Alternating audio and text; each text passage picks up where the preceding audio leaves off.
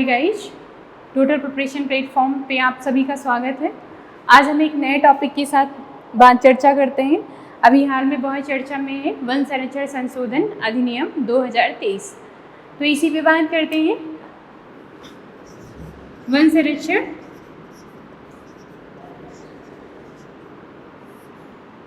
संरक्षण संशोधन अधिनियम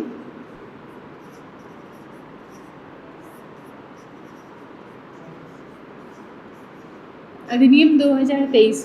अब हम अधिनियम पे, ये GS2 का टॉपिक है आपके। GS2 में अधिनियम के, क्योंकि ये अधिनियम बन रहा है, ठीक है, इसके प्रावधान, इसके विश्लेषण से रिलेटेड क्वेश्चन GS2 में भी आ सकता है और इन्वायरमेंट से रिलेटेड, यानी इन्वायरमेंट और पर्यावरण और विकास से रिलेटेड GS3 में भी आ सकता है। तो ये दोनों पेपर्स के लिए इम्पॉर्टेंट है, GS2 एंड GS3 दोनों पेपर के लिए इम्पॉर्टेंट है। इसमें हम ये देखेंगे कि पर्यावरण संरक्षण अधिनियम 1980 क्या है, ठीक है, उसमें विसंगतियाँ क्या क्या हैं, आवश्यकता क्यों है इसकी। दूसरी बात ये है कि इसमें कौन कौन से संशोधन किए गए हैं, चैलेंज चुनौतियाँ क्या हैं, जिस पे विवादास्पद मुद्दा जो भर कर सामने आए हैं, ठीक है, और किया क्या जाना चाहिए। तो इन्हीं मुद्दों पे हम बात करेंगे जो इम्पोर्टेंट है आपके लिए। पहली बार वन संरक्षण अधिनियम 1980, इसके जो मेन प्रोविज़न है ना, एक बार आप लोग जाकर के जो बेसिक्स है ना उसको आप पढ़ लीजिएगा, उससे आपको और क्लियरिटी मिलेगी। तो वन संरक्षण अधिनियम 1980। दूसरी बात ये, दूसरा कि जो 2000 जो संशोधन है इसकी आवश्यकता क्यों है, जरूरत क्यों पड़ी, जो नया अमेंडमेंट करना पड़ा है तो इसके लिए आवश्यकता क्यों हुई। दूसरी बात इसमें ये कि संशोधन हुआ क्या क्या है,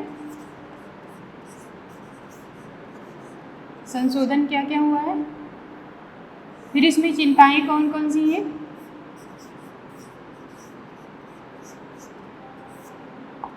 और फिर उसके बाद आपका निष्कर्ष, ठीक, निष्कर्ष या वे फॉरवर्ड आपका जो भी है इस तरह से, ठीक है। तो आवश्यकता क्यों है पहले बात करते हैं, क्योंकि अभी ये चर्चा में है। तो आवश्यकता क्यों है इस अधिनियम की, इस पर हम बात करते हैं, ठीक है। गवर्नमेंट का जो प्लान है, गवर्नमेंट चाहती है पहली बात वनों को कंजर्व करना है। जो 24% आपका 24% फॉरेस्ट कवर है उसको बढ़ाकर 33% कवर करना है, ठीक है, जो नेशनल टारगेट है उसको, पहली बात, ठीक है। तो ये कहाँ पे प्रोविज़न क्या किया गया है वो मैं आपको जब यहाँ पे जाएंगे संशोधन क्या हुआ तो उसमें हम चर्चा करेंगे। दूसरी बात ये है कि आपने पेरिस एग्रीमेंट, ग्लासगो, इन सब में जो प्रतिबद्धताएं गवर्नमेंट की हैं, ठीक है, कि किस तरह से हमें अब जो जलवायु परिवर्तन हो रहा है उसको कम करना है, कार्बन सिंक को बढ़ावा देना है।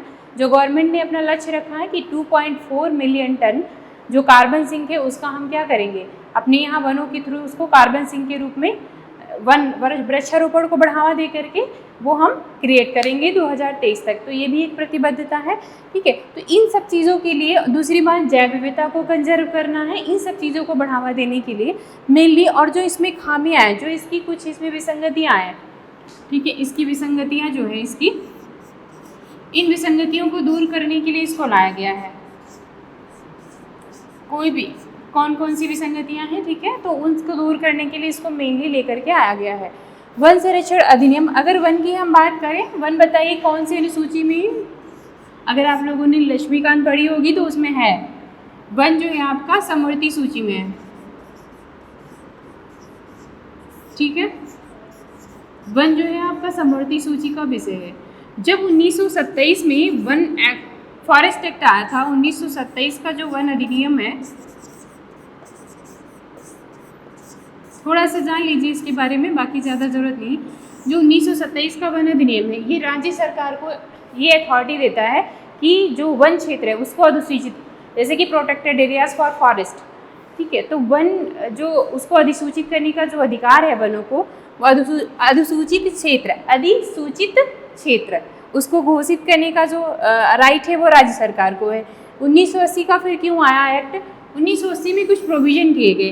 पहली बात ये की गई कि केंद्र सरकार की भी मंजूरी आवश्यक होगी, उसके लिए एक सलाहकार कमेटी बनाई गई जो अनुमति देगी, यानी इन्वायरमेंट वन, मान लो कहीं आप डेवलपमेंट कर रहे हो, फॉरेस्ट आपको काटना है, ठीक है, तो उसके लिए अप्रूवल जरूरी है केंद्र सरकार का। ठीक है, इस पे किया गया। दूसरी बात, जो अधिसूचित क्षेत्र है वनों का वो इसमें डिफाइन किया गया, ये सारी चीज़ें की गई। तीसरी चीज़ ये भी की गई, एक केस आया था 1996 में, गोदावर्मन केस, ठीक है। चलो इस पे हम डिटेल्स में बताते हैं, लिख देते हैं कुछ चीज़ें। वन संरक्षण अधिनियम लागू कब हुआ था? ये आपका 25 अक्टूबर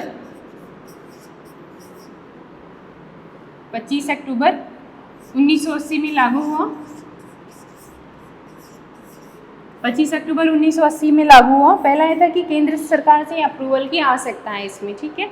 अगर आप कुछ भी जहाँ पे वन कट रहे हैं, कोई डेवलपमेंट हो रहा है, तो वहाँ पे इसकी ज़रूरत है। दूसरी बात ये थी कि जो गवर्नमेंट रिकॉर्ड 1996 में गोदावर्मन केस आता है, 1996 में गोदावर्मन केस, इसलिए इसका मेंशन करें कि ज़रूरी है। इसमें हुआ ये था कि जो गवर्नमेंट के रिकॉर्ड में नहीं भी डाटा है वनों का, अगर वो क्षेत्र कहीं वन है, मान लो आपकी अपनी ज़मीन है, वहाँ पे बहुत सारे जो हैं पेड़ पौधे उगाए, तो वो भी इसी में शामिल हो जाएंगे। वन संरक्षण अधिनियम को विस्तार कर दिया गया इस केस में, और ये भी कहा गया ये भी शामिल हो जाएंगे अगर आपने उनकी कटाई की बिना अनुमति के। तो क्या है, उसके जो प्रोविज़न है, जो भी सजा या जो भी उसका मुआवजा या जो फाइन लगता था वो सब आपको करना पड़ेगा। तो ये भी एक प्रावधान इसमें किया गया, ठीक है। तो इसका विस्तार किया गया। दूसरी बात, जो सलाहकार कमेटी है, यानी कोई भी डिसीजन देती थी तो उसके खिलाफ अगर आपको अपील करनी होती तो आप एनजीटी में जा सकते थे। ये प्रावधान इसमें सब किया गया था। कुछ मेन चीज़ें बता दे रहे हैं कि समस्याएँ क्या हैं। दूसरी बात ये था कि बॉर्डर पे भी अगर आपको कोई इंफ्रा तैयार करना है तो इन्वायरमेंट यानी वनों का, अगर फॉरेस्ट डिपार्टमेंट है, उससे मंजूरी लेनी ज़रूरी होती थी कि आप अगर वन कट रहे हैं तो मंजूरी आप दीजिए, तब अगर मंजूरी नहीं मिलती है तो इंफ्रा का डेवलपमेंट नहीं होगा। तो ये सारे प्रावधान 1980 में किए गए। अभी जो संशोधन किया गया है वो इन्हीं सारे प्रावधानों को बेहतर करने के लिए इनका जो है इसको लेकर के आया गया है, जो 2023 का अधिनियम है। अब हम देखते हैं कि संशोधन किया क्या क्या गया है। पहली बात, इसमें संशोधन का फर्स्ट नोट करिए, यही इंपॉर्टेंट है। यूपीएससी का क्वेश्चन अगर आएगा तो ये पूछ सकता है कि संशोधन हाल में क्या किए गए हैं, पूर्ववर्ती कानून से कैसे डिफरेंट है और इसकी चिंताएं क्या क्या हैं, ठीक, या पर्यावरणीय चिंताएं क्या क्या हैं, या जनजातीय अधिकारों का किस तरह हनन करता है, ठीक है। बहुत सारी चीज़ें इस टाइप के क्वेश्चंस अब जब हम कवर कराएंगे तो आपको समझ में आ जाएगा किस टाइप के क्वेश्चंस बन सकते हैं। तो संशोधन कौन कौन से क्या क्या संशोधन में शामिल किया गया है।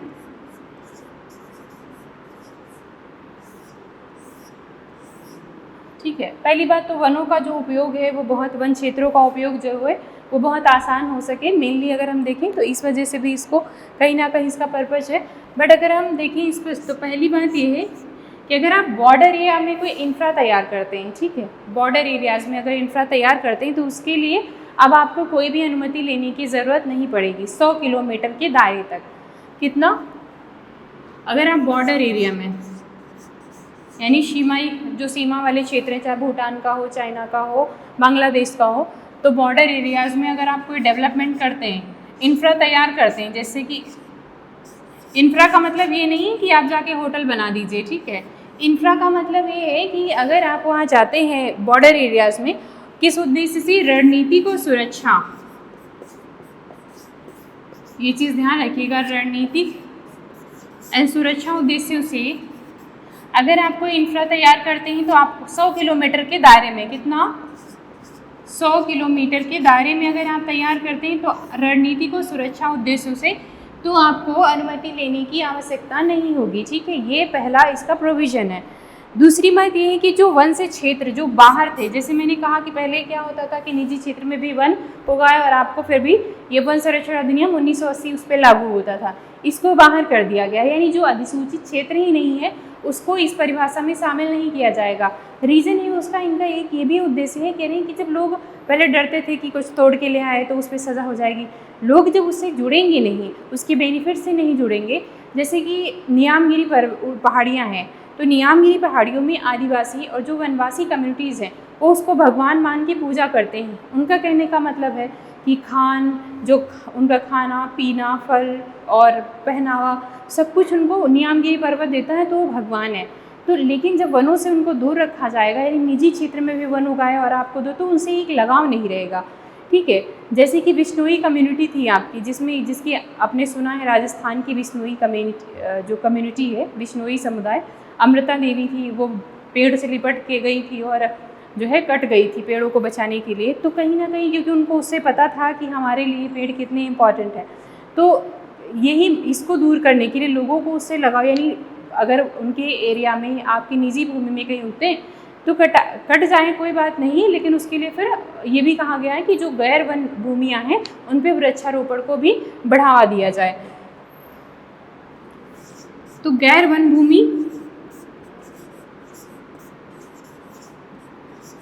भूमि के जो वन हैं उनको छूट दे दी गई है।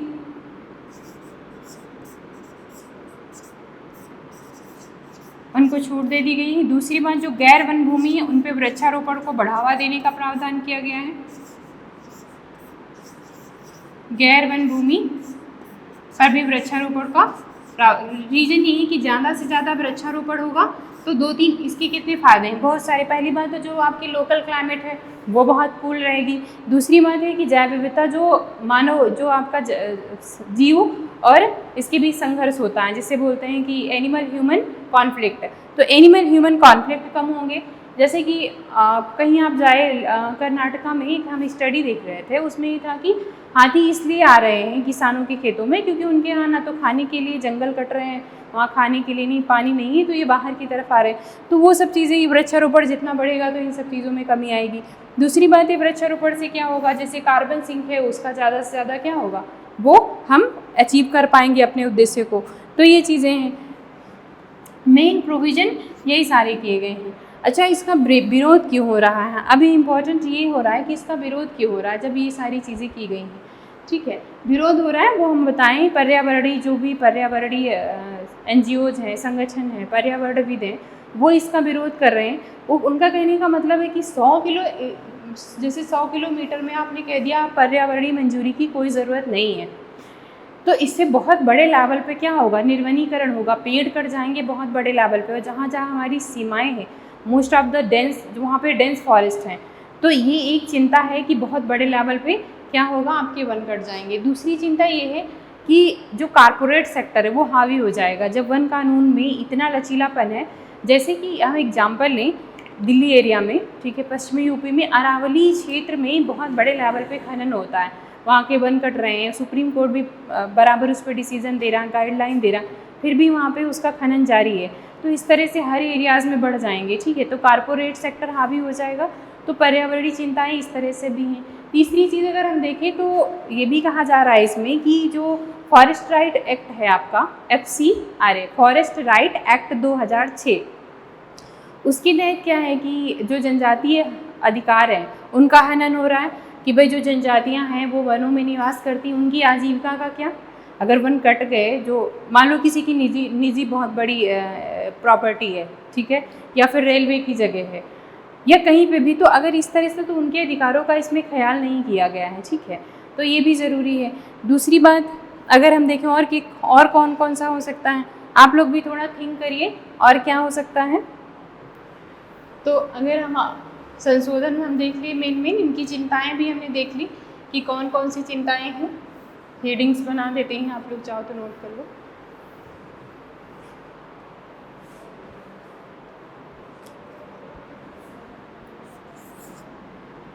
जो हमने बताई कि ये चिंताएं हो सकती हैं, तो ये चिंताएं हो गई। दूसरी बात है कि बेनिफिट्स क्या हैं।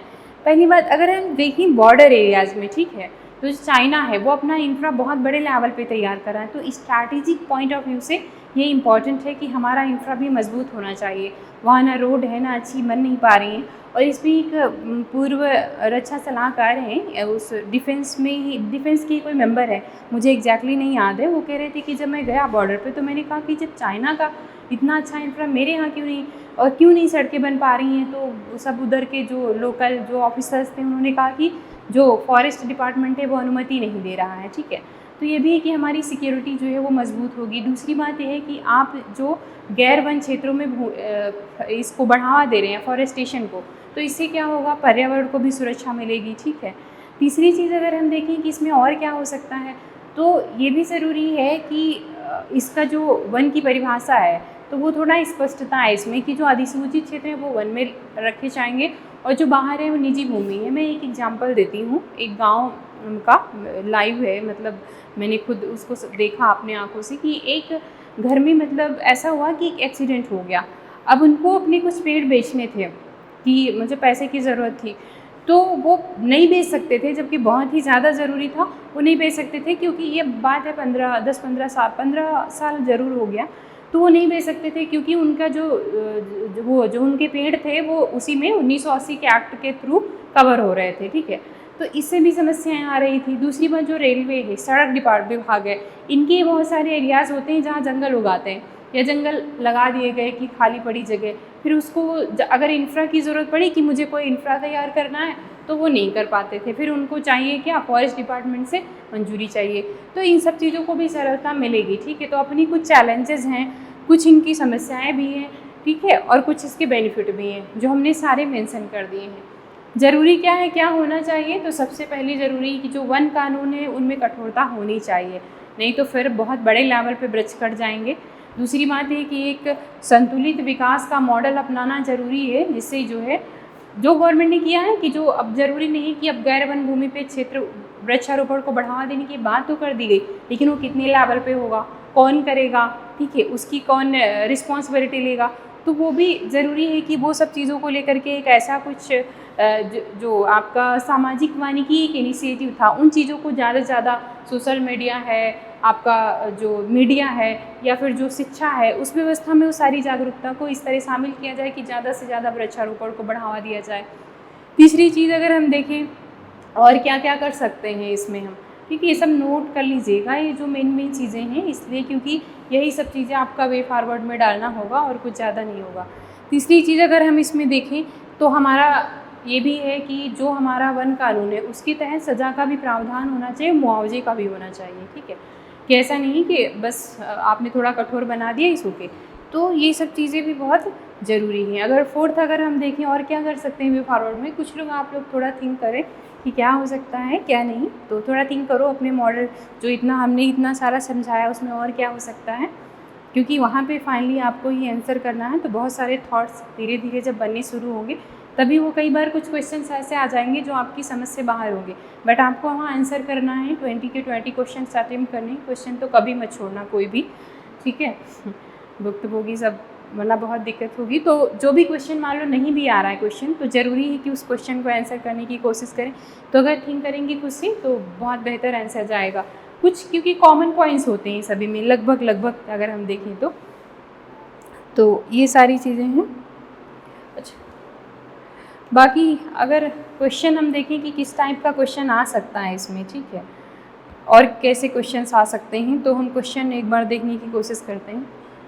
ज़रूरी है कि कोई कानून बनता है उसमें स्पष्टता और पारदर्शिता बहुत ज़रूरी है, ठीक है, तो स्पष्टता और पारदर्शिता भी इसमें होनी चाहिए। क्वेश्चन इस टाइप का आ जाएगा कि वन संरक्षण संशोधन अधिनियम जो है उसकी प्रावधान क्या है, पर्यावरणीय चिंताएँ कौन सी उसमें मौजूद है, या जो वन संरक्षण अधिनियम 1980 है उसकी प्रावधान क्या है, कैसे उससे डिफर है, ठीक है। तो यही आप उस पर अपना राय दो या सुझाव दीजिए। इसी टाइप का क्वेश्चन कुछ बनेगा, वो भी GS2 या GS 3 में बनेगा, ठीक है। तो बस यही इतना आपका था। बाकी अगर इसमें कहीं आपकी कोई लगता है कि कुछ और ऐड ऑन हो सकता है, कुछ और ज़रूरत है, तो आप लोग कमेंट बॉक्स में कमेंट करिए, अपनी राय दीजिए। बाकी इसकी जो PDF है वो आपके डिस्क्रिप्शन बॉक्स में आप जाएंगे, वहाँ से आपको टेलीग्राम चैनल पे मिल जाएगी, ठीक है। Thank you so much.